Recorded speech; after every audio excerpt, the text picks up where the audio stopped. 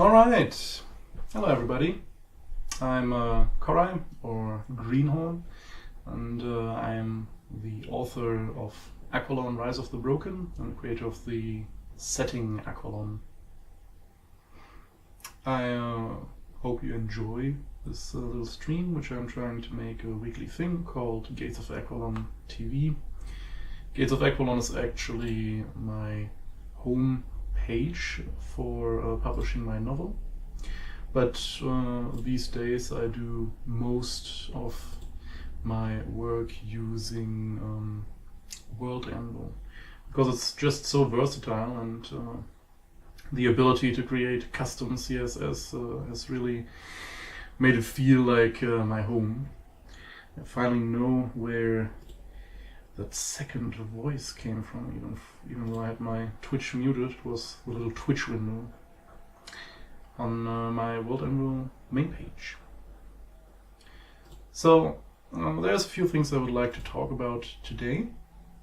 I'd like to talk a little about the first chapters of my book. I'm not going to spoiler anything in case you haven't read them yet. You can read them on gatesofAqualon.com, where I regularly publish new chapters. So it's currently up to chapter 8 for public reading, and chapter 9 will be out next week, and chapter 10 the week after that. I'm trying to publish a new chapter publicly every week. And for my patrons, I publish chapters as they become available.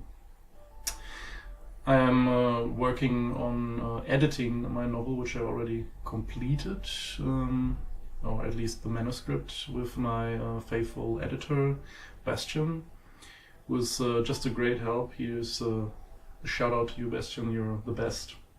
I love you, man.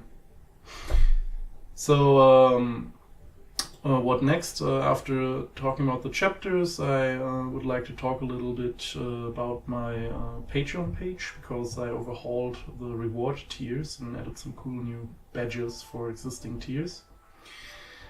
And then I would like to showcase a few new CSS styles and tricks I implemented on my world, on Anvil, and talk a little bit about that. And lastly, I am going to spend some time creating resources for FateCore in my setting.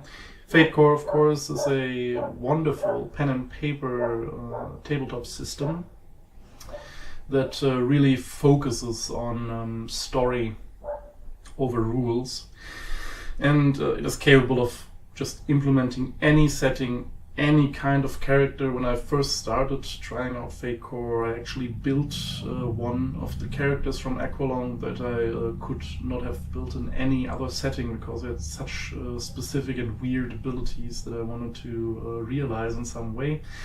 And FateCore made that possible, and since then I've just been in love with the system.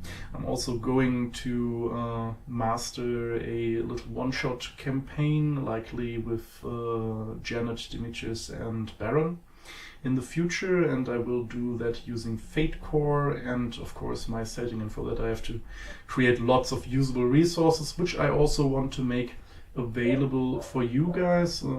I actually have a category in my world of Aqualon for that. It's called Tabletop Resources, and it currently contains the plot article for this one evening adventure that I want to play. It's called The Margrave's Favor, and I just instantly fell in love with the new plot template when Demetrius revealed it.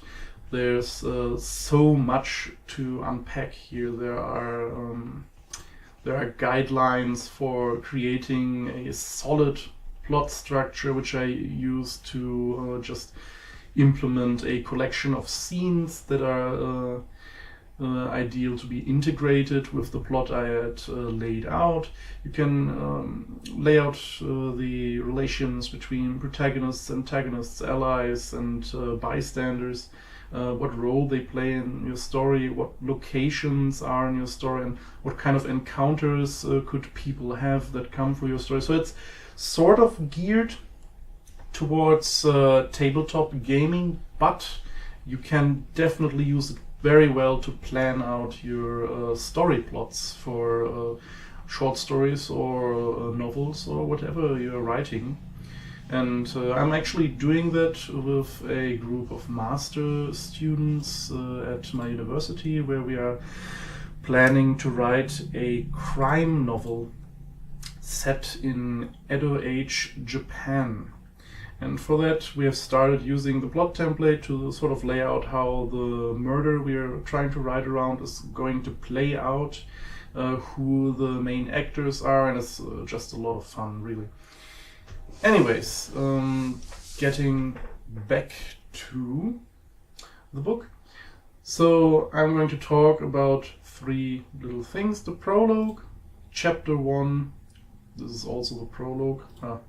But I can actually move to chapter 1 using this handy little previous and next article navigation that the Mysteries implemented recently. It's excellent for this kind of thing. So I actually have this guidebook for the novel that is on World Anvil.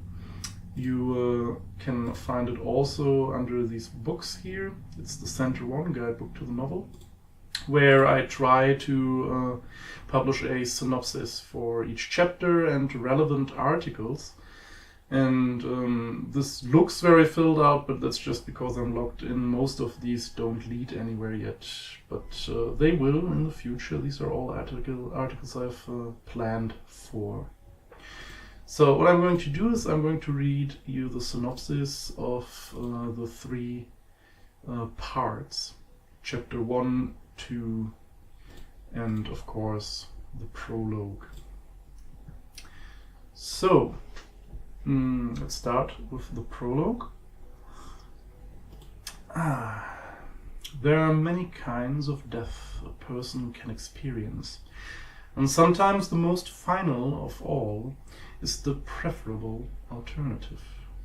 Still, what could be more noble than to sacrifice one's own personhood for the good of one's people? How does a scar across one singular soul weigh against the future of many? Goodbye, me. So this synopsis may sound a little strange. It's because the prologue is a bit unusual compared to the rest of the book. It is actually written with a first-person author, or first-person narrator, I should say. And it is indeed the voice of the main character, Atlas, who has to sort of experience his own death. The problem there being that his soul is actually the thing that is being attacked, not his body, at least not in any important way. And because that is the case, he is making an existential sacrifice to sort of preserve his existence, his continued existence in the world, also his untainted existence. But to do this, he sacrifices a part of himself. And after that, he is not a whole person anymore. And this is when the story continues in a third-person narrator kind of way, and the narrator is attached to the active character, which is always indicated with the subtitle of the chapter. So if you look through the chapter, it will start Atlas, and then maybe the Null or Artemis. These are the characters that are being focused on in this part of the active chapter, and will always be a third-person narrator, because after the main character sort of mutilated his own existence, he is no longer capable of carrying the story, of being the hero that can resolve the problems of the world. The story, or the world, instead has to rely on a multitude of people, all sort of broken or damaged in certain ways, and that's basically where the title of the book comes from, Rise of the Broken. Because despite the hardships that they have suffered, they will have to rise up to the challenge that is presenting itself to them. Now, moving on to chapter 1. This is when the story really starts. So the synopsis goes: the broken man stumbles upon a watcher on a rock lying in wait for him, but there is no relief. Death has become a stranger to him, and not to his benefit. The oppressed girl grits her teeth, serving her former servants, watching helplessly as her brother is whipped and put to work, always haunted by the defiled bones of her honored father. The forgotten brotherhood stirs at the end of the world, as the foul stench of evil wafts through the ether, and the three-eyed sentinels, their noses ever keen, cry words of warning. And as an unknown force assaults the Middle Lands from within, even the Valkyrie wakes from her stupor, donning the plates of the angel Saxons. So there's a little bit to unpack here, but basically this just reflects the introduction of the different parties that will dominate the course of the narration throughout the first part of the book. These are, of course, the party of 3 that meet in the beginning of chapter 1. Then Artemis, a girl from Arkatrash, which is a little bit like Cairo in Egypt. Then the Brotherhood of the Null, which sort of live at the ends of the world, some say, but actually they live at 2 very large mountain ranges, one to the far east, one to the far west of the Middle Lands, that sort of enclose the lands of Inferno, which is a tectonically unstable and volcanically active area of the northern hemisphere, that is utterly uninhabitable. But on the other side of that, of those mountain ranges, of course, the environment is not too harsh, so that is where they built their sanctums. And lastly, the Valkyrie, she is an immortal emissary of the old gods that live in the high north, or low north, as most people would say, because in my world south is on top, which is due to the southern sort of peoples winning the last great war against the old gods, and the technocrats of the high south being the foremost experts in cartography. So this sort of became it just became a thing that the south was up and the north was down, because that's how all the maps were painted. I'm moving on to chapter 2. The 3 head out to seek an ancient city that lies beyond space. Hidden in the manifolds of reality, only a strange upside-down thunderstorm reveals its presence, and never for long. But the old master knows many things, many passageways that are hidden to most, and he is friends with many people that others know only from legend. Hunted by most powerful magics, it is time to seek refuge in the arms of superior technology, ever ready to bend the world to its awesome will. Meanwhile, the 5 have gathered far to the east, and they come out from their sanctum, waking from its slumber the age-old legends that have grown around their kin for 1700 years. So maybe some of you may have noticed this pointing out of 3 and 5. This is actually a continuous theme in my world. There are 3 truths at the center and 5 paths leading away from it.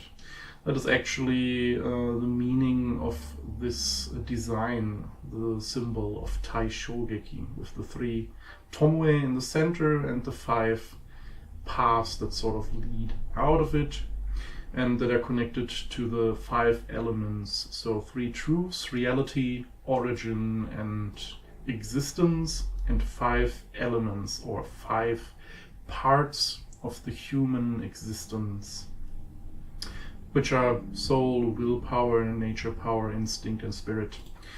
But I'll get to that at a later point. So these were the first 2 chapters. Are there any questions, anything you would like to know about these, or anything you would like to discuss before I move on?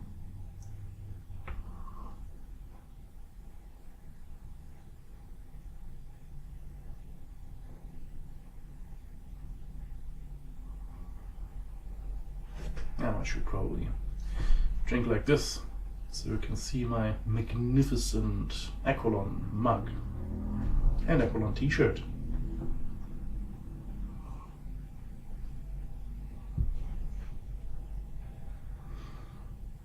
Alright, if there are no questions, I would like to move on to my newly defined Patreon tiers, which you can actually see on the Aqualon page.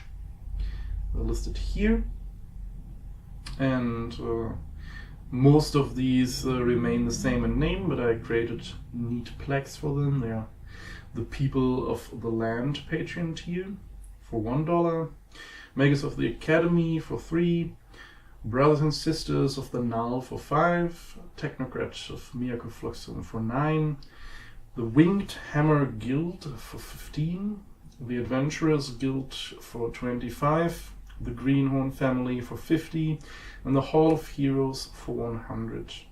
I just want to go into the rewards that I thought out for these tiers, and sort of what you stand to gain if you do support the project, which of course I would appreciate greatly. If not, that is not a problem either. I also very much appreciate readership, and most of the material that I am producing will be completely free, which includes all the book chapters I publish and of course all the articles I publish.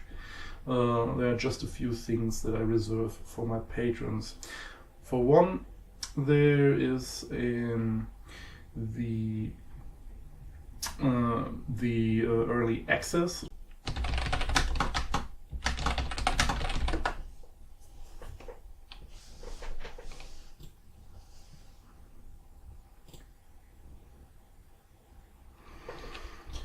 Oh, finally. I am so sorry. This is the first time in very, very long that I had to restart my router twice to get it working again. That's why I was off so long.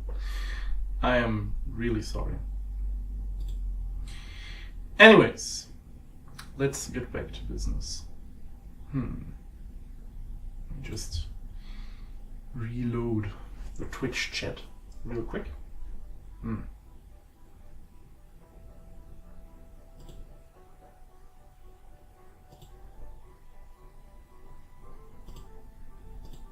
No, I can't see how many people are watching anymore. Is anyone still on?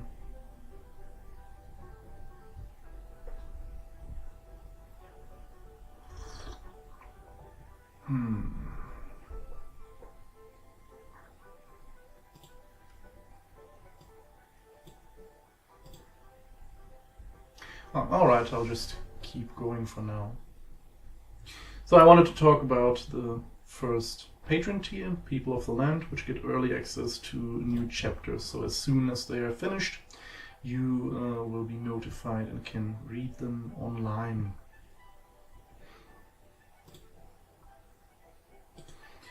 Then the majors of the Academy, these were the ones that got early access before. Now they get free digital access to all Gates of Aqualon magazine issues as PDF files. These contain chapters in usually packets of 3 and exclusive little story bits and just articles that I wrote and stuff. I think they turned out very well so far. Actually, anyone can read the first 2 issues online. They're linked on my world page, the Gates of Aqualon magazine. And issue 3 I just finished last week. And next week I will be getting the test prints from ePubli, where I am trying to publish these magazines as physical copies. And I will show you how the magazines look once they have physically arrived here. And I think they're really worth looking forward to. And if becoming a patron is too much of a commitment to you, you can actually purchase these magazines as physical copies, and potentially ebooks. I'll have to look into that, but ePubli, where I am going to publish them, is a really amazing service for authors to publish themselves. I guess I could post the link in case you're interested yourself, but I should warn you, they are located in Germany and their page is also German.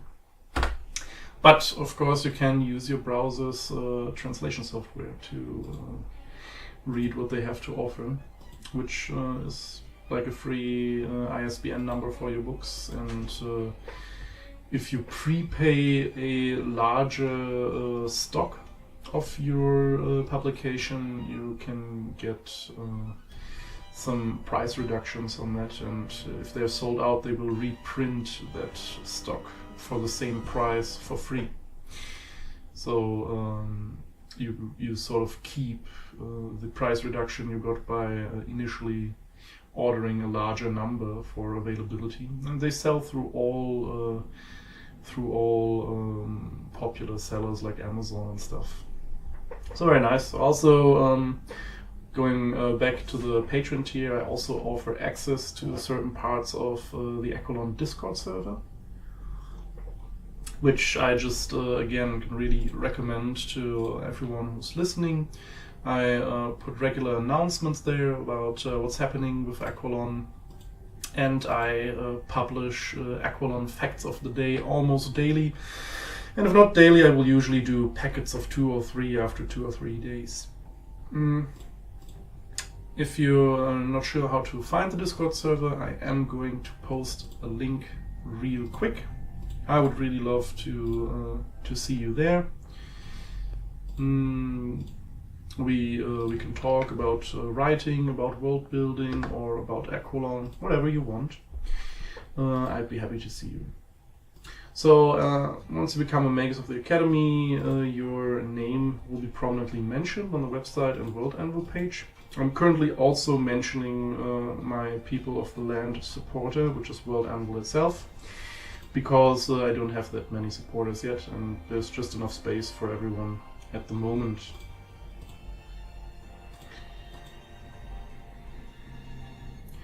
Then the Brothers and Sisters of the Null patron tier for $5 is a completely new tier. This one includes, just as all the other ones, all rewards from lower tiers, and makes patrons from this tier eligible for merchandising raffles.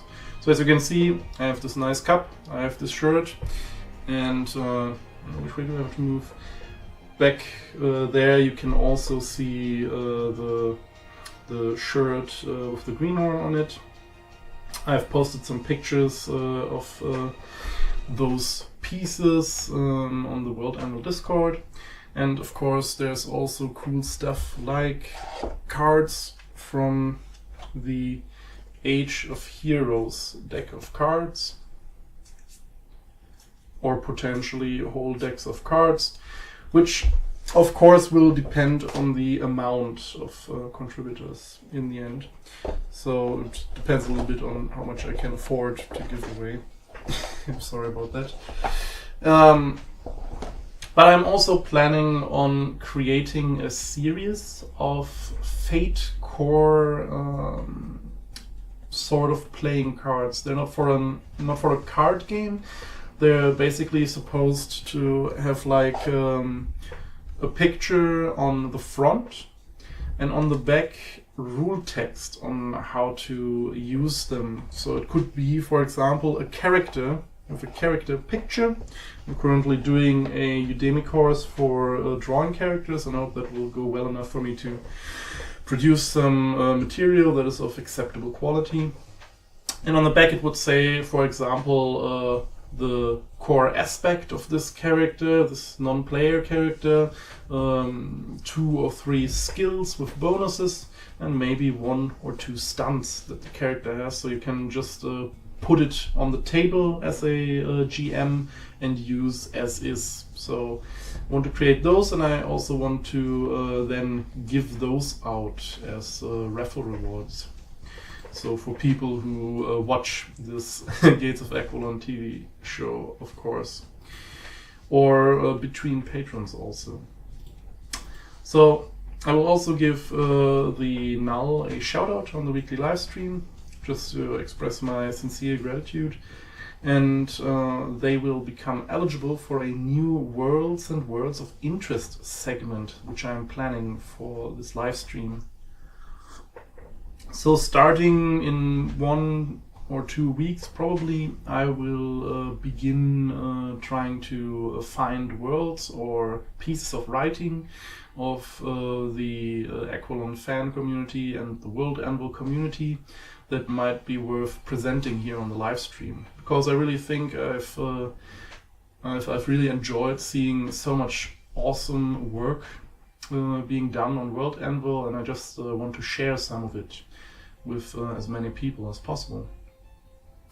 Also, people of the Now tier will get new chapters and issues of the magazine as ebooks and PDFs, so they can read them at their full convenience. Now, the Technocrat tier is the $9 tier. It allows people to participate in character and world anvil polls to determine what kind of content I am going to publish next. This part is actually redundant by now. But I also will provide download links for musical compositions that I create for Aqualon, like the song about the Moss of Yamato that I published in my Moth article. The Winged Hammer Guild is basically meant for the creative sector, so if you are a writer or world builder, I will allow you to enter a special category on Discord that is dedicated to creativity, to writing and world building, and will do my best to assist you and feature your work in magazine issues of Gates of Aqualon and on Gates of Aqualon TV. And I think I can actually contribute quite a bit to your writing if you let me. I've helped a few people on World Anvil, which of course was very enjoyable because it allowed me to read some great articles. Then starts the Adventurer Guilds tier at 25, which will go into role-playing. So there is already a section on the Discord for role-playing, and I will create text-based adventures to play with my Adventurers Guild contributors. And also Adventurers Guild contributors will receive a free physical copy of the newest Gates of Aqualon magazine, which I am publishing monthly. So I will send that right to your home so you can have it as a physical copy. I will also help you create a character on Aqualon if you want, and this character, which you can both play, in the text-based campaign, and it may also appear in articles and Gates of Aqualon magazine content, and maybe even the novel if it fits. And of course, if you allow it. Then there's the Greenhorn Family Package at $50, which will include loot boxes. Loot boxes with merchandise, magazine issues, exclusive little stories, and tabletop content. Maybe sometimes dice, because I just like to gift dice. I like dice. Anything else? Yes, if you are in this tier, anytime one of my novels is completed, you will receive a free physical hardcover copy. Then lastly, the Hall of Heroes tier for $100. This is really only if you really want to contribute big. I can appreciate that, and I do want to give something back. So I will host a monthly RPG video session with people from this tier, and it is limited to, I think, 16 people, so I can do one group each week tops, and I will write and master a awesome adventure set in Aqualon for you. And also your characters could appear in articles and other writing on the world. So that covers the Patreon tier work over for my project. And we can get back to the creative and world Anvil stuff, which I'm sure you've been waiting for. So you may already have noticed that there is a new little thingy going on in my articles, though of course you might also know from the World Anvil Discord chat, because I have spamming everything I've been doing yesterday there like crazy. What I've done is I have taken this little go back to the world button that is usually here, and I put it up there, here, made it expandable and put in my own logo. What I've done is I have basically set the font size of the original link to 0%, so you can see it, and then with after I inserted this logo, which I uploaded to World Anvil using the image manager, and then I just put a fixed position on this box. So fixed position means that if I scroll down in the article, it will follow. So it will have a fixed position on the screen, not on the side. Not on the side.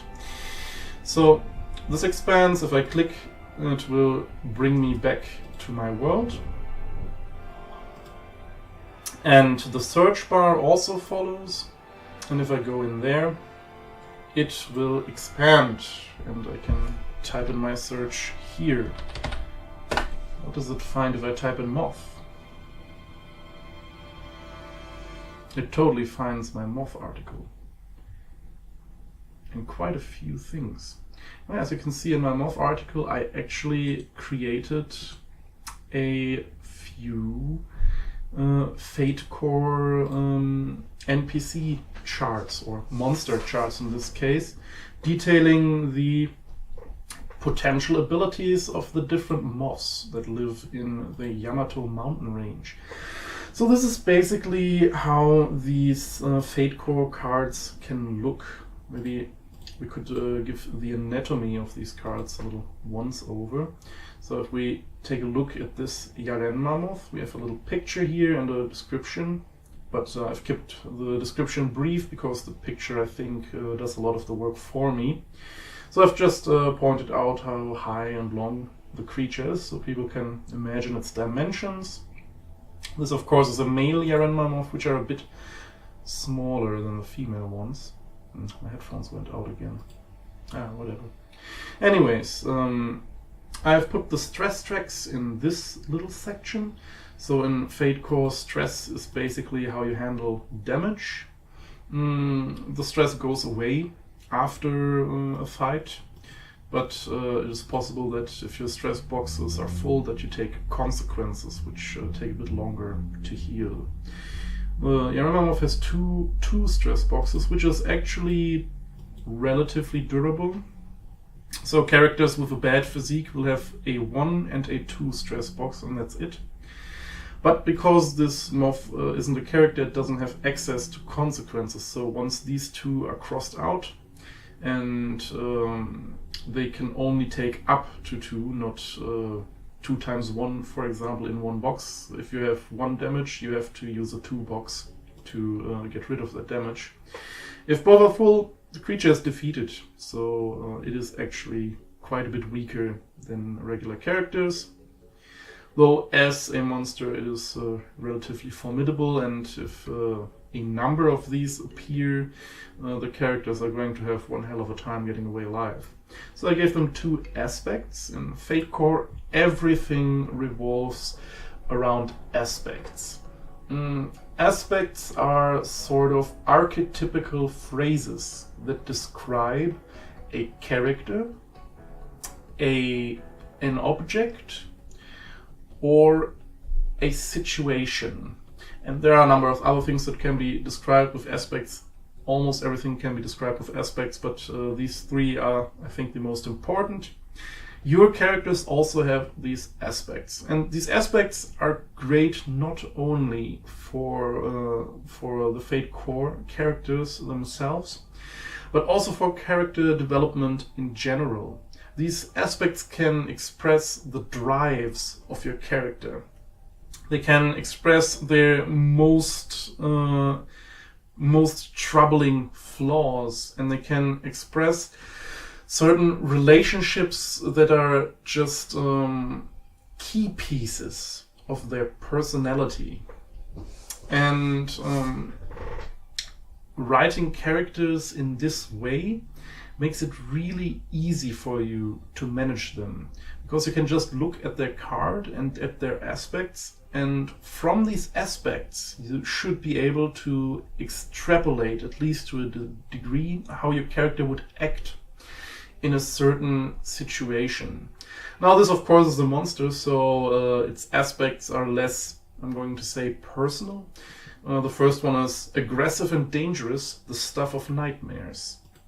So you might wonder how this plays into the system. Well, how it works is you get a number of fate points at the beginning of the session, and monsters can also have fate points. And you can use these to invoke your aspects when making skill checks, if that aspect fits the thing you are trying to do and can somehow positively influence the thing you are trying to do. At that point you will get a +2 bonus on your roll, or you will be able to re-roll your dice, which can actually have a negative result. So if, for example, this male Yarenmamov was flaring its antennae and vibrating its wings and maybe darting its barbed tongue to intimidate the characters, which it would of course do by using Provoke, on which it has a +1 bonus. And its Provoke check just isn't very high, but it does want to really get rid of them. And what do you know? It is aggressive and dangerous, the stuff of nightmares. So as the GM, I would then expend one of the fate points I've allocated to this creature, and it would get +2 on its Provoke check, potentially inflicting a mental stress on the characters, which is the stress check this creature doesn't have, because it's an insect. It doesn't have, it isn't as easily distraught by mental stress, so you can't provoke it into submission, sort of. It is just too stupid for that. Then I have Strong Winds can send me off flying anywhere. This is more of a trouble aspect, which is one of the two major kinds of aspects that characters can have. So this first one is sort of has the character of a high concept aspect, because it can be implemented very easily to benefit the character, while the other one, the trouble, is what makes its life difficult, which is, well, it just has a large surface area but a very low weight because of the gas pockets in its two abdominal cavities. And when strong winds blow, it can get blown off. So I think that characters should be able to invoke this. For example, when using wind magic, saying I want to invoke this aspect of the enemy, which is strong winds can send me flying off anywhere. I want +2 on my check to do wind magic. And as a game master, I would probably say, yeah, that sounds feasible. Go for it. So these are its abilities, which are crafts +3. And I put that at +3 because I want to use crafts to handle its narcotic moth dust, which is one of the most dangerous weapons of the Yarenma moth. Athletics +2, so it can better bob and weave, which I think is alright because it has a lot of wings and a very light body, so just maneuvering around in a way that makes it difficult to hit. And also maybe bouncing back from hits that aren't sharp enough are just things that I think should come naturally to this creature. It has a notice of +2 because all these antennae that have developed to help dust dispersal are still sort of oral sensory nodes. So they can actually detect stuff with those. So I put notice at +2. They're relatively adapted, noticing things, creatures in their surroundings. Their physique is +2, which means they're relatively tough. And then I just gave them fight +1, so they can like claw a little with their tiny hands and lick people with their barbed tongues to inflict damage. Get them stealth +1. Because they're very quiet. And provoke, not because they're very, very aggressive, but more because they're so terrifying that I wanted to give the GM the option of having them try to intimidate the group. I also gave it a stunt, marked as S. Stunts are sort of like feats if you're more of a D&D person. You can have a wide plethora of stunts, and stunts are usually attached to one of the available skills, and they manipulate the way one of these skills works. And they are just basically, if the aspects are the bread of the system, the stunts are the butter, in my opinion, because they just make everything delicious. Really, really delicious. They are how you can implement special moves and magic and whatnot. But don't get too seduced by stunts. Because if you want to say I can produce wind magic and use it to attack my enemies, I would say that does not have to be a stunt. That could be just one of the two attack skills, which are fight and shoot, and you can just say that that is what you do to fight and shoot. You don't actually have to have a rule that justifies your flavor. Your flavor justifies itself. That is what I like about the system. The flavor is always more important than the system, and the system is so flexible that it can sort of bend around your flavor. You know, like a nice wrapping. Anyway, the stunts the Yarenma moths have is the Yarenma moth dust, of course, the narcotic dust that can make people become comatose. Very dangerous. The stunt reeds can make physical attacks against everyone in its zone using crafts by spreading narcotic dust. The affected zone also receives a unique narcotic dust aspect.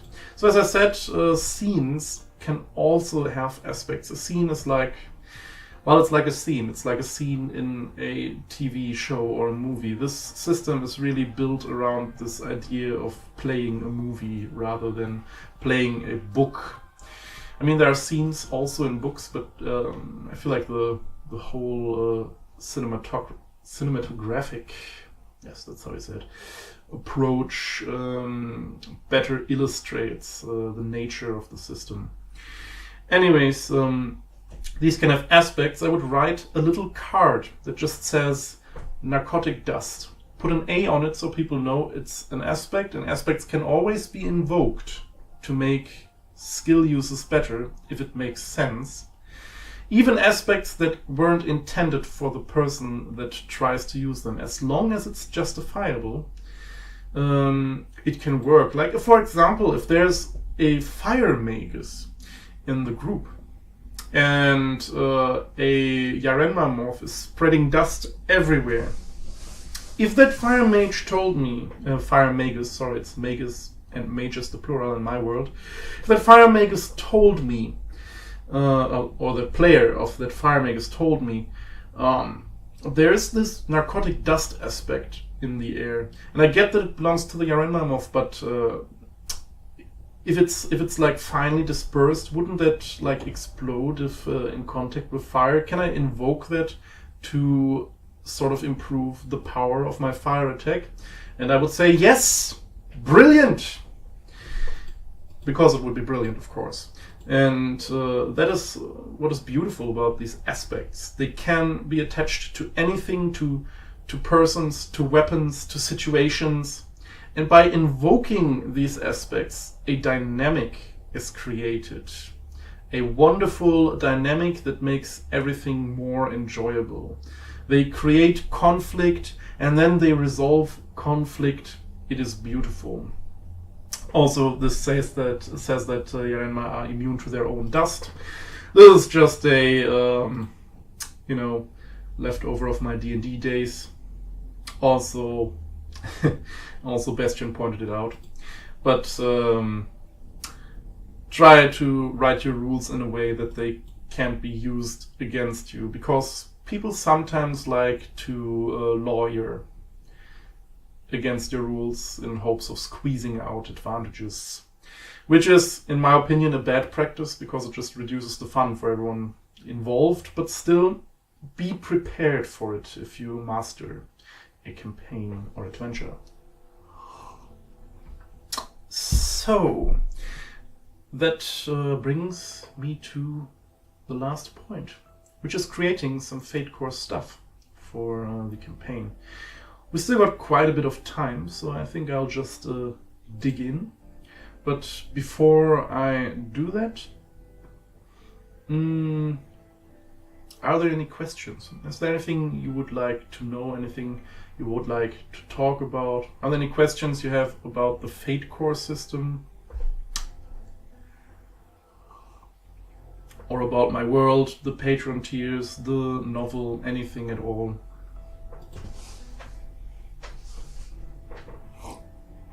While you ponder that, I'm going to have a quick look at the World Anvil Discord.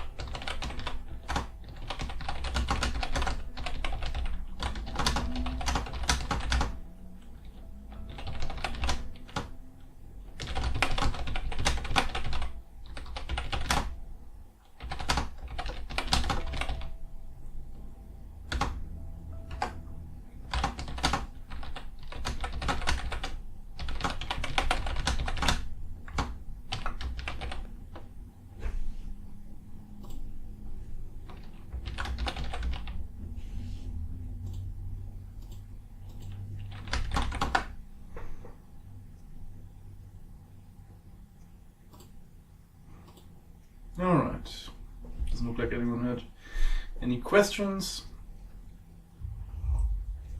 So I'll move on to the Fate Core building. Let's just get into the tabletop resources part of the page. Just so I can get a little bit more comfortable. So I got this article. I think the first thing I will have to do is to create a category, so I can put my my resources for different systems in there, because on the MOF article I also included the monster statistics for D&D 3.5. So I sort of want to keep my resources a little bit separated by system. I'm going to call this Fate Core Resources. Pretty sure that's with 2 S's? Is it? I don't know anymore. It's not. It's not with 2 S's. Why would I ever think it's with 2 S's? I'm a buffoon, that's what I am. Parent category. Tabletop resources. Create.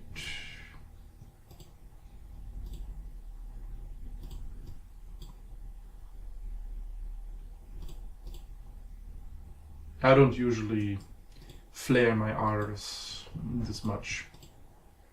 I just get way carried away when I talk about fantasy stuff. So, there we have it. Fate Core resources. Alright. So, I think the first thing I want to do is sort of the setting sheet. Yes.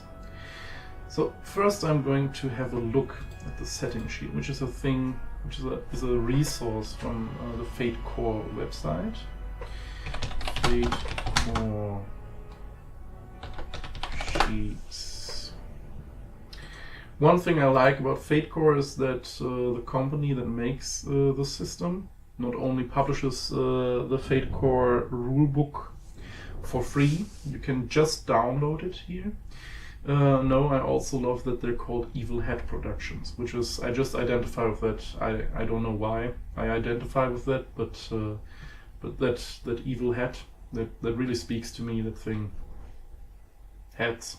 Anyway, let's see, the Fate Core PDF. Toolkit. Here are the sheets. The game creation worksheet should be the one we are looking for. There it is. Beautiful, yes. So, of course, it starts with the game name and the setting. The game is sort of the campaign. It suggests creating issues. Current issues and impending issues, which are basically the things that the characters will have to deal with directly or indirectly. So there could be like something like there is a zombie apocalypse. That would be an issue. Then phases and places, this doesn't have to be filled in right away, but it just can sort of contain organizations that are relevant to the campaign. It can contain non-player characters that are relevant to the campaign at the moment of creation. Of course, when you are playing, you will want to keep a document or a sheet of paper where you sort of just jot down the names of organizations and NPCs. What I do is I have these little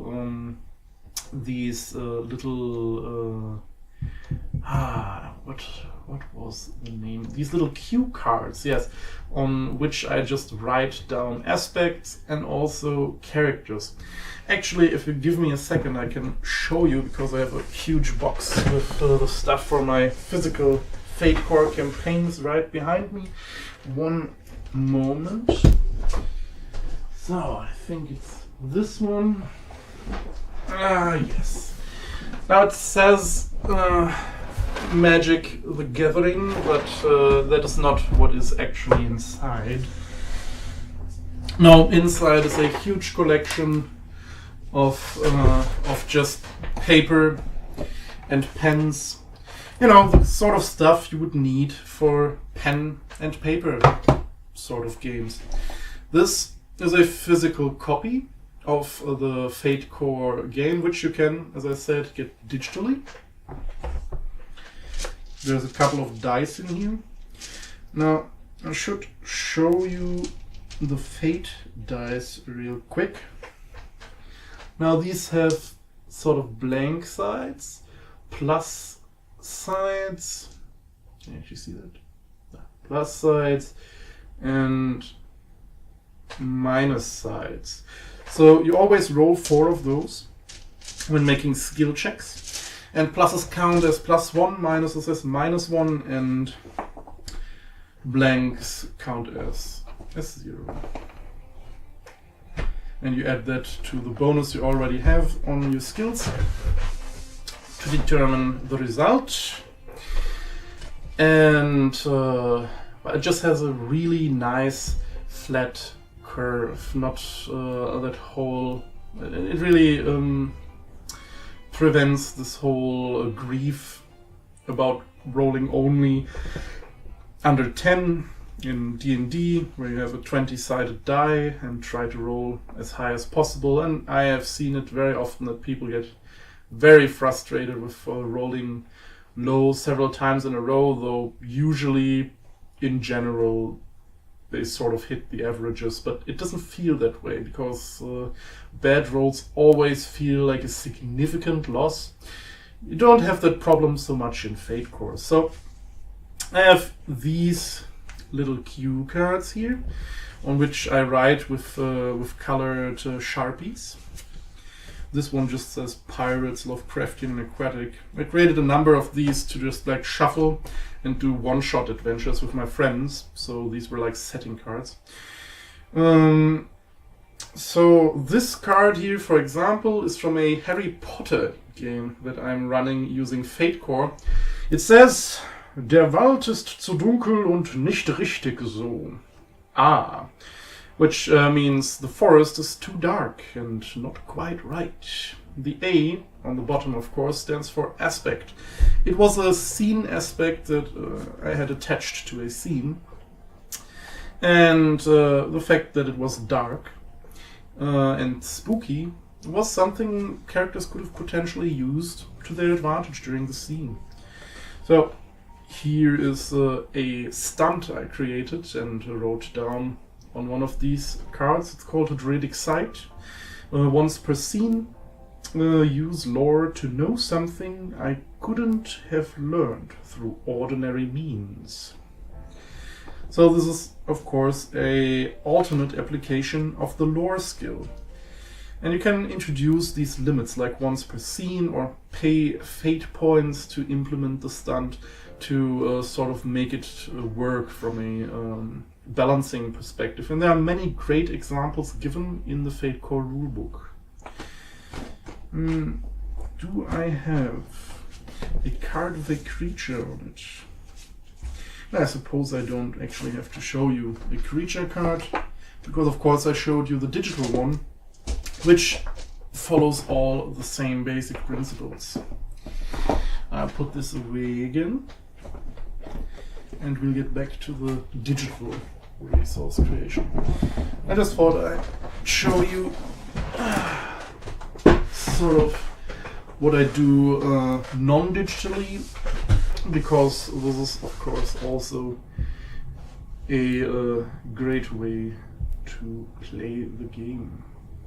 And you can use cue cards with aspects and stuff outside of Fate Core also. You can use them in D&D. Nothing stops you from making your roleplay easier, more organized, and better to follow for your players. So here is another section called dials. These are basically the standard values for just how characters are built. And there is a standard version, which is reflected in the standard character sheet, but you can fiddle with that. So usually you have 5 slots for aspects. You can have up to 5 aspects for a character. The Fate Core team actually experimented with more, but if you go over 5, you just don't get a lot of mileage out of most of those. So 5 is a good number, but you can also tune it down a little, go with 4 and block the final slot, or say, no, we need 6 aspects, because you see some of these aspects in my setting, they are actually preset for stuff like the color of your magic. This has to be an aspect. It's very important, but it takes away from the player's ability to customize the character. So screw it, we'll increase the number to 6, so the one that is locked doesn't actually affect the number of aspects you can set for a character. Number of phases, that is for character building, it's not that important right now. The skill cap, well, there's a pyramid of skills on the character sheet that you can fill out at the beginning that determines what you're good at, and you can sort of raise the starting skill cap if you like playing with superheroes with very extreme skills. Or maybe you lower it, so like your characters are a bit weaker, which is something you can do when you're, for example, playing a campaign that mainly has children as characters. So you lower the skill cap because they just didn't have as much time as an adult to get really good at something, like to study a skill. What is interesting otherwise? The refresh rate is the amount of fate points you get at the beginning of each session. So you get up to the amount that is the refresh rate. So your refill is up to 3 normally, but you can of course raise this rate in your campaign if you have special uses for fate points, which is something I will likely implement in mine, but we'll get to that in a bit. And you usually also get 3 free stunts, which you can define as you want, and it doesn't affect anything else. If you want more than those, you can spend refresh rate to get more stunts, but your refresh rate can never be less than 1. Then types of stress tracks are usually physical and mental stress, but there's also potential for creating tracks for stuff like mana. So if you like have spells that cost mana, you could have a mana track and you get mana stress when you use spells. And then there could be spells that negatively affect the enemy's mana and inflict mana stress. Just as an example for how to work with that. And by default you have a 1 and a 2 stress box. 1 and 2 refers to the shifts with which you get damage.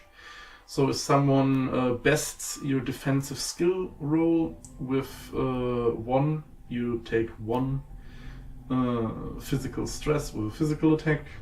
If you best it with 2, it's called shifts with 2 shifts. You take 2 physical stress and have to sort of cross off a box that is large enough to accommodate that. And if you don't have one, you have to take a consequence, of which you usually have a box with the magnitude of 2, with 4, and with 6. They're called mild, moderate, and I think serious consequences. And these work like aspects. So you take the damage, but you also write a sentence about the damage you took. I mean, did you break your arm, or do you have a large bite mark on the side of your shoulder now? And maybe that will inhibit certain actions that you are trying to do. So I think that's very nice. Getting hurt in Fate Core is interestingly a way to expand your character and get more mileage out of what is happening, as in opposed to the D&D approach, where you just start panicking and think your character is about to die and you'll have to create a new one, but you grew attached to this one already what are you going to do? So that is just my thought on the matter. I think I'm going to transpose this sheet onto an article. Now I'll check which article template fits the best right now. So let's go to the world dashboard. What do we have? Character, ethnicity. Generic would of course be the go-to.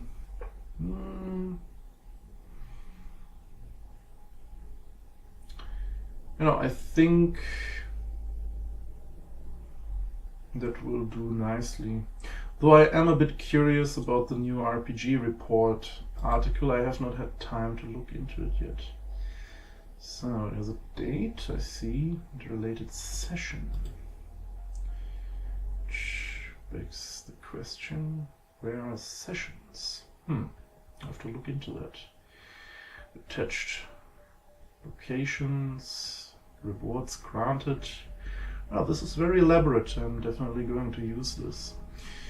But this is not what we're doing right now, so I'm going to create a generic article.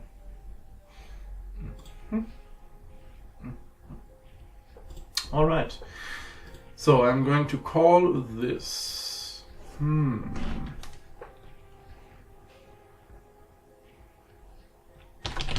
Aqualon as a setting. Game creation worksheet.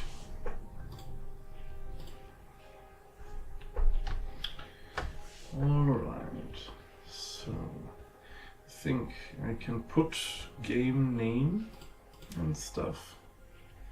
I can probably put that in the sidebar. How do I do that? Let's just start with setting. Why would I write that as the BB tag? Setting in bold. If you do bold text in your sidebar and you want a line break, you will have to write out that line break. If I just press enter after this, it will not make a new line. What I write will just appear after setting, so that's not what I want. I'll write BR to get a new line. And I'll call the setting just Aqualon. So I'll get back to that in a bit. Now, issues. Yes, this is a good one. So we'll just make this a section using H or H2.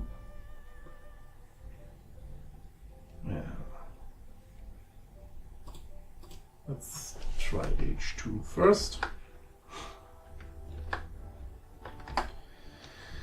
So, alright, the first problem that I'm seeing is that this is too campaign specific, but I want to be able to have many campaigns. So I'm going to not do issues here. What I'm going to do is I'm going to start with the dials. Now I'll call it recommended dials. I'm so self-conscious, you guys. It's recommended with 2 M's. I think I have one. Yes, I have spell checker on. This is great. Now I feel more confident. Okay, recommended dials. So, how do we do this? I think we'll do it with a table, sort of mirror the layout of the worksheet. I have a division into table rows, each with 2 cells. So one title and one corresponding value of these. We have 1, 2, 3, 4, 5, 6, 7, 8, 9, 10. I think. and close the table up. Now the first one is number of aspects. And I think we can leave that at 5. And I think, yes, that is excellent.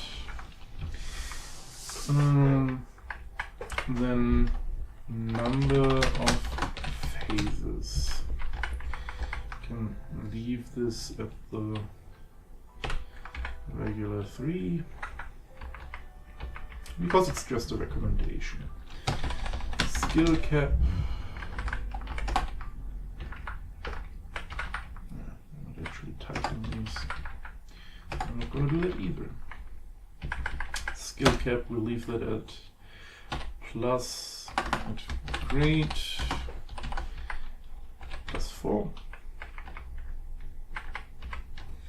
Then the skill pyramid or columns.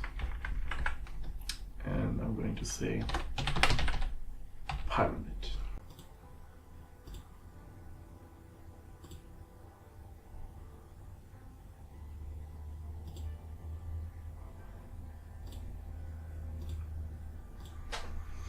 Alright, I'm sorry. My OBS just disconnected for a second. The connection is fine though. Alright, let's continue. The refresh rate, yes. So this is the number of fate points that people start their session with. If they actually have more fate points than their refresh rate at the end of the session, they get to keep the surplus. But if they have less, it refreshes to that value, which is usually 3. But I want magic stunts to tend to consume fate points.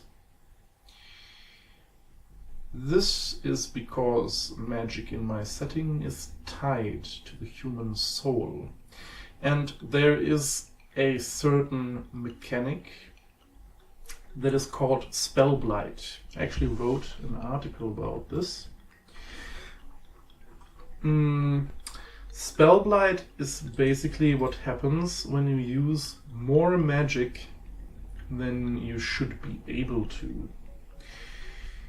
Because magic is largely facilitated by the great clockwork, and you yourself possess a number of gates inside your body, 5 to be exact, that are connected directly to the great clockwork.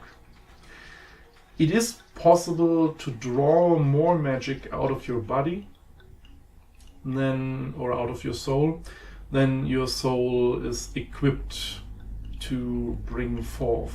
You can sort of draw on the clockwork, and that is very detrimental to the body and somewhat detrimental to the soul, and it sort of just turns people's hair white and their eyes blue, and if it progresses too far, they lose their ability to use magic at all. So I sort of want this ability as a game master to give my players fate points, so in effect to compel them, which is the opposite of invoking an aspect. I want to be able to give them fate points in exchange for them getting spell blight. So I want spell blight to be something that people have an innate access to, sort of like an extra or stunt that people just have innately, and it allows them to generate fate points in exchange for taking consequences that are centered around spell blight. And these consequences can only be removed by turning them into permanent aspects. So the consequences will likely have a name like first stage Spellblight. And once they're an aspect, they no longer prevent you from taking consequences in that consequence slot, which is basically your ability to absorb damage. But you are permanently afflicted with Spellblight, which means basically just that your hair has started turning white. And at some point, if you took too many consequences, your eyes will have started getting blue. And that doesn't sound so bad, but there's a very powerful stigma attached to people who suffered from Spellblight. They are called blighters in most regions of the world.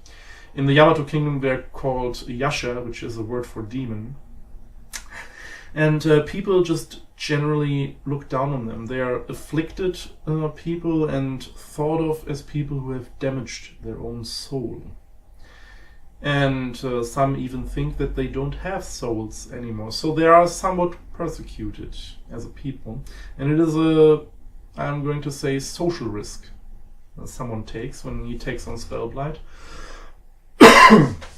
But also because there's the threat of losing the ability to use magic if it progresses too far. That is also a thing to take into account. So I sort of want that to be a risk factor in using magic, but also a sort of enticement, because I just feel like story-wise, it is very interesting to delve into the whole Spellblight territory with your character. So I'm going to up the refresh rate. I'm not quite sure how much I really want, but for now I am going to go with, let's say, 5. That way mages can build maybe a stunt or two that converts fate points into damage or special effects. I will actually write some setting-based stunts for that shortly. And people who don't use magic now have access to more refresh, meaning they can have more stunts and be more diverse and compensate for not using magic that way. Alright, so we have a refresh rate of 5. Then number of initial stunts. I think the default 3 is quite sufficient, especially since the refresh rate has gone up. And then we have types of stress tracks. Now I have considered making the whole Soulblight affair a stress track thing, but I'm always a little bit reluctant to introducing additional stress tracks, because it's just a little bit impractical with existing character sheets. Well, of course I could just design an open source character sheet with 3 stress tracks made for this setting, but I will look into that in a bit. For now, I'm going to stick with physical and mental stress tracks and sort of explore the possibility of an additional stress track later. I am always cautious to increase the complexity of the Fate Core system, because I feel that it is preferable to keep it as simple as possible, because complexity leads to people overthinking their actions from a rule standpoint, and that just tends to take away from the role playing, which I still uphold is the most important part of the tabletop experience. So, types of stress tracks. Default, number of stress boxes. We can also leave that as at the standard 2. And default consequence slots. That would be also standard of 2 for and 6. So I'm going to save this real quick and take a gander at how this looks and what I should attach it to the Fate Core Resources category so it doesn't clutter the main world view. So let's check it out.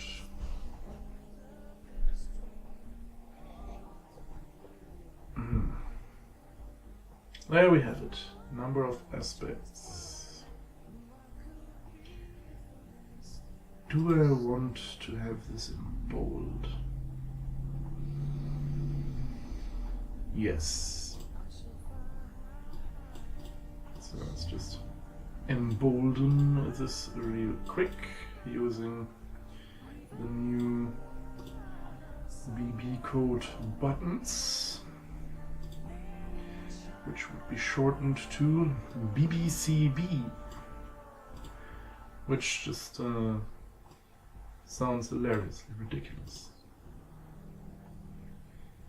Refresh rate, no stunts, types of tricks, default number, stress boxes, and default consequences. Whoops. And now we have... Yes, I think this looks a little bit better.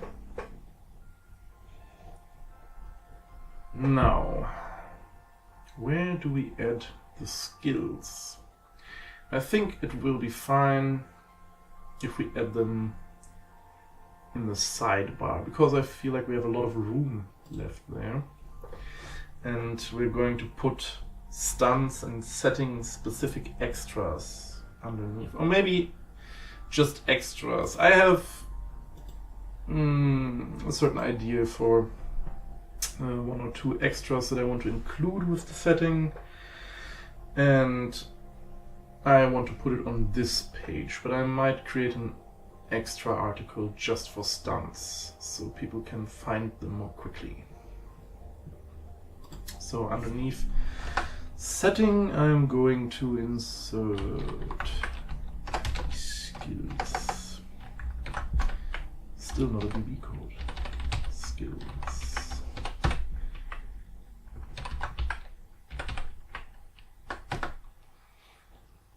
So I think I'm just going to make a table of it.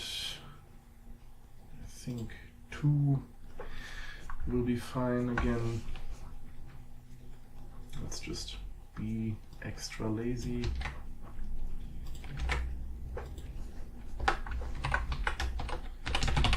Table.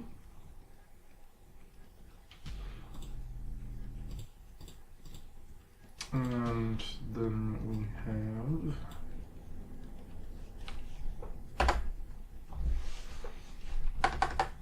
this time they're not corresponding. I just want to use my space effectively. So I'm just going to have 2 skills next to each other per row. There are not that many skills in Fate Core, and I'm probably going to adjust many of them.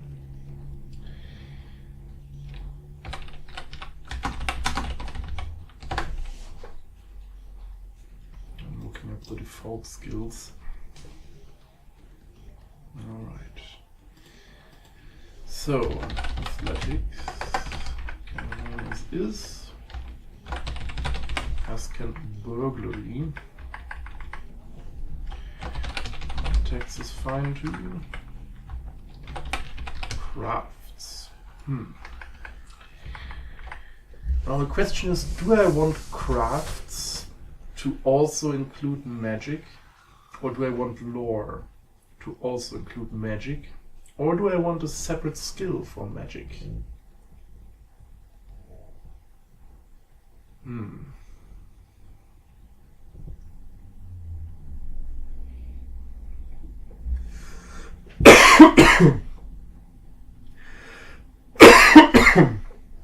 I am very sorry.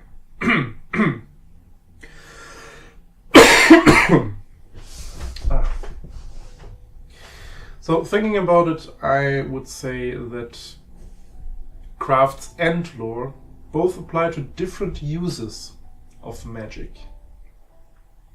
I don't think offensive ones necessarily, but I would, for example, use crafts to just make a wall out of earth.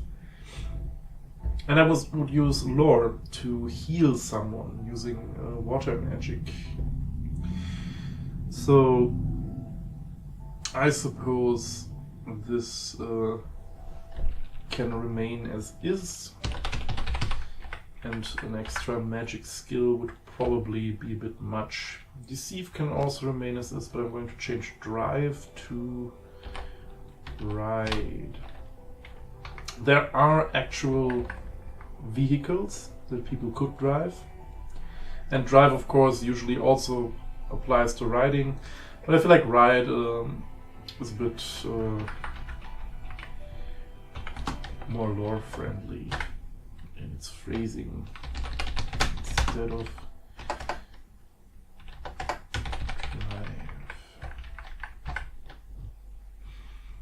drive. Empathy can also remain the same. Fight is of course fine, and I would use fight and shoot both for offensive magic, as well as just hitting people with swords or fists or shooting arrows. It doesn't really matter that much. Investigate. Lore.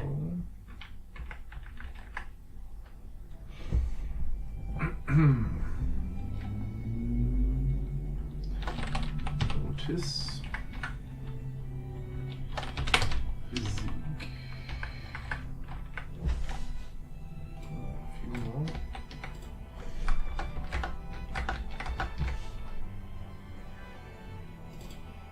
And then we have Provoke. Can also remain the same. Rapport, which is like diplomacy in D&D. Resources. Shoot.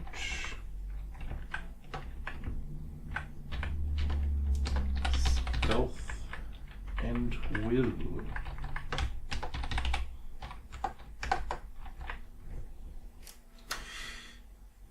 Now, I do have this thing I call soul power, which sort of determines how much magic you can produce in a limited time window.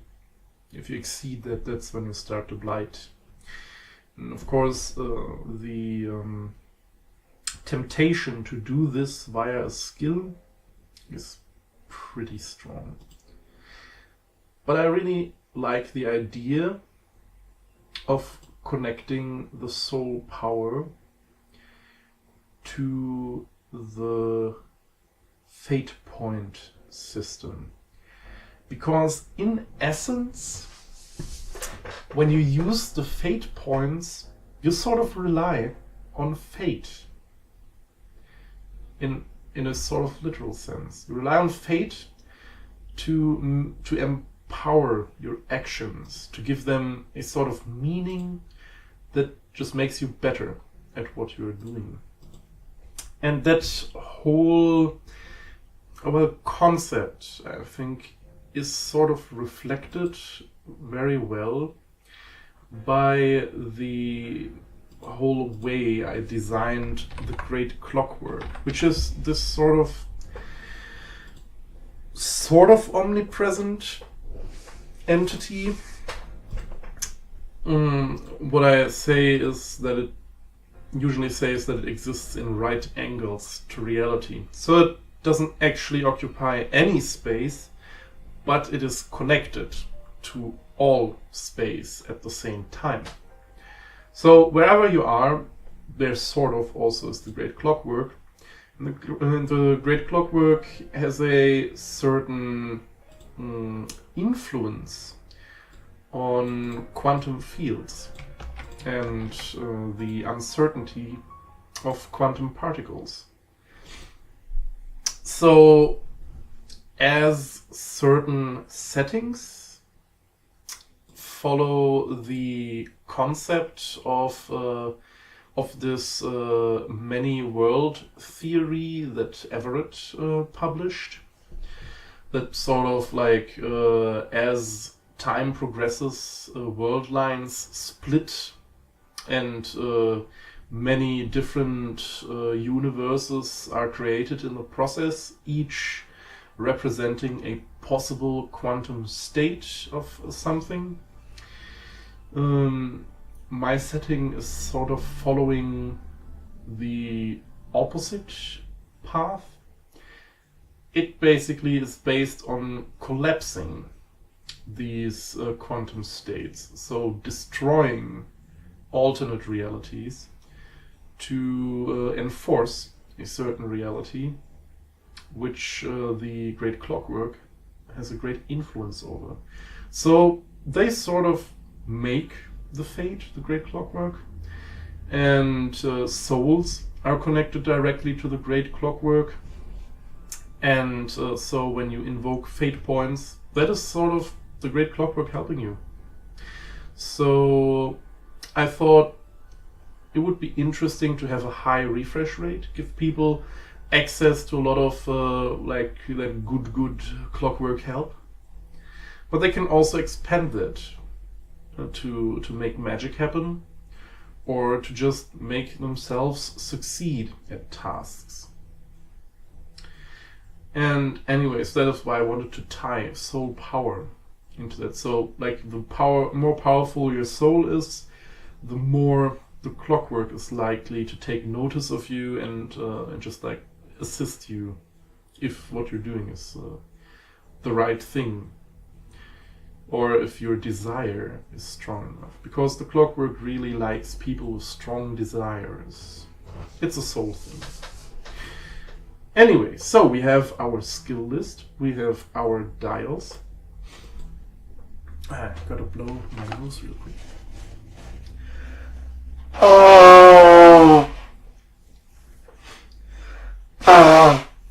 L'chaim.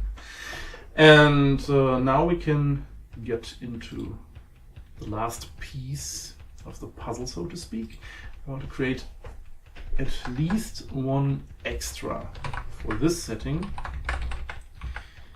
I'm going to put this under H2 and call it extras. And I have a name for this first extra. How do I want to present these? In a table or as quotes? I sort of like quotes.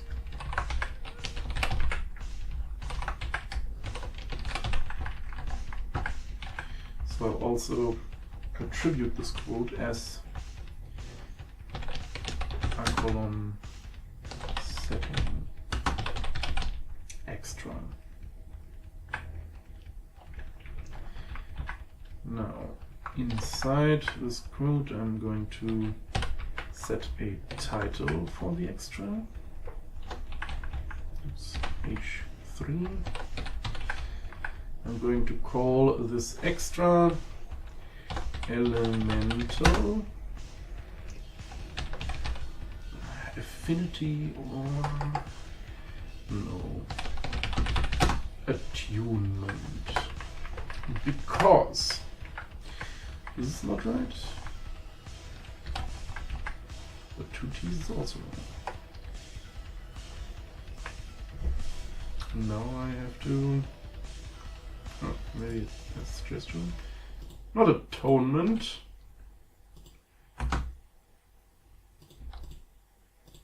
Oh, it has a tune, but it doesn't have attunement.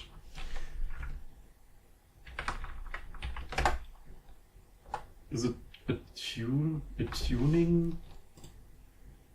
You guys don't happen to have any insight on that, do you?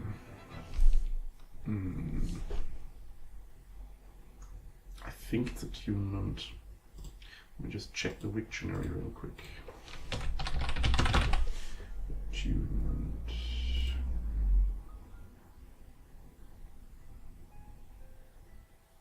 Yes, this browser dictionary just is being a dictionary to me. Alright, so my Twitch is sort of loading, so now I'm worried that... No, I'm still connected. Alright, so Elemental Attunement is the name for the extra. And what is the thing in my setting is that there are these 5 elements of magic, or that belong to the category of elemental magic, which is the most common kind. And the 5 elements are water, fire, lightning, earth, and wind. And you cannot usually perform magic that involves more than one element at a time. And this is because human souls usually do not have the necessary juice to perform large-scale magic. All of this is based on something that technocrats call the de Vries field, which is sort of something that matter has when it clusters together, and sentient beings have especially large or strong de Vries fields. And those just sort of allow the control of quantum wave functions. Anyways, regular souls don't have enough juice to do large-scale magic, so what people do is they utilize the Great Clockwork, which has a lot of energy and can be accessed from anywhere, to facilitate their magic. And there are also really, really powerful disembodied souls that are attached to each of those 5 elements. They are called Ur-souls, and they're like Ur-souls of water, air, fire, and so on. And people attune to these Ur-souls, and when they use magic, their own souls, they resonate with these Ur-souls, and that is what creates powerful magical effects. The more powerful the soul that is attuning to the Ur-soul, the more powerful the magic is going to be, because the resonance is just going to be more powerful. Though, of course, technique somewhat also factors into that, and the degree of attunement. Anyways, people will likely be attuned to 1 or 0 elements. And it is possible to change the element one is tuned to. And I think that is something you can do with maybe a minor or moderate milestone. I think moderate is the 2nd class or something, or medium. Anyways, so a person can be attuned to up to 1 of the 5 elements. These elements are water, fire, lightning, earth, and wind. Once attuned, it theoretically becomes possible to use magic of that type.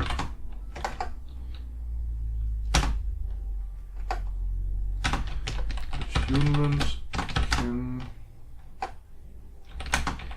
also be changed through meditation.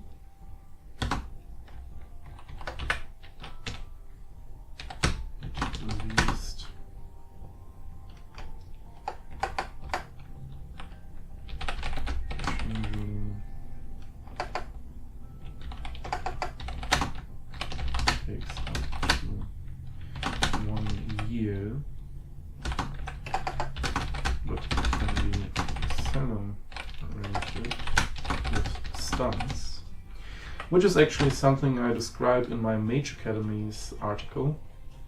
because there is one mage academy that focuses on training all 5 kinds of elemental magic, and students there learn to change their attunement relatively quickly. In fact, once they are relatively far into their education, they should be able to change their attunement as quickly as within 1 day of meditation. But that is still not fast enough to do it mid-fight, so I'm sort of trying to avoid abuse in this case. So, now I'm just going to insert a horizontal line and then write costs, this cost, in bold.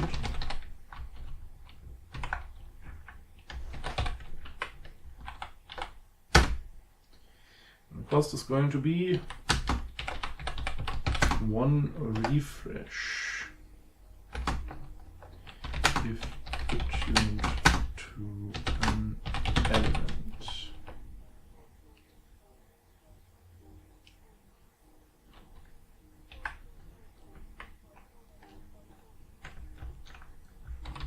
Let's make a note underneath.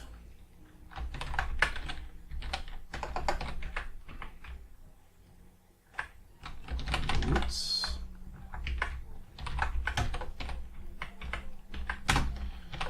Every character has this extra. Canceling noise attunement.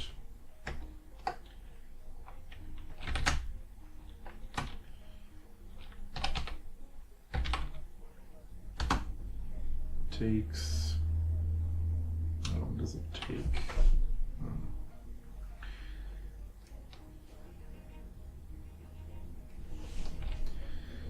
I'm gonna say up to 2 sessions and freeze up 1 refresh.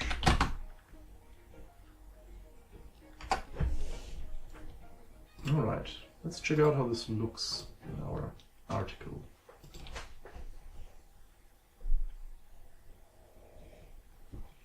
Yeah, that doesn't look so bad. Now we have our extra, which adds a little bit of a definement thing to the general rules of the setting. We have the dials that characters get to use when creating, and the players get to use when creating their characters, and the skills. And I think I'm going to leave it at that for now, because the World Anvil stream is going to start in 1 hour. I would like to do a little looking up and stuff for that. And I'm sure you all also would like a little break before that, in case you're going to watch it. I can only recommend watching it. It's a great stream, and it's always nice to stay up to date with what's happening on World Anvil. So, if there aren't any more questions before I finish the stream, I'm going to say goodbye.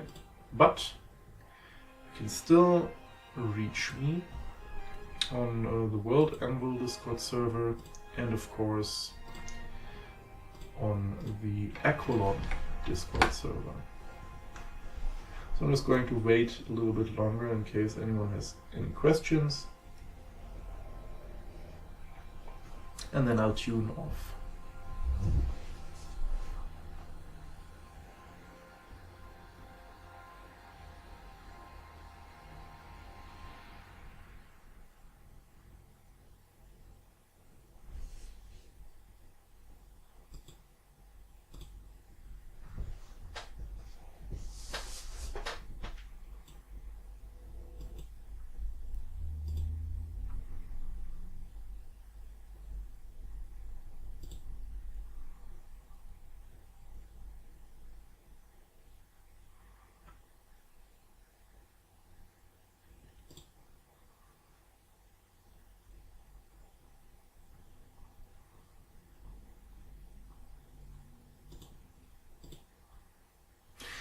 Alright, that's it for today, and I will see you next week. Bye bye.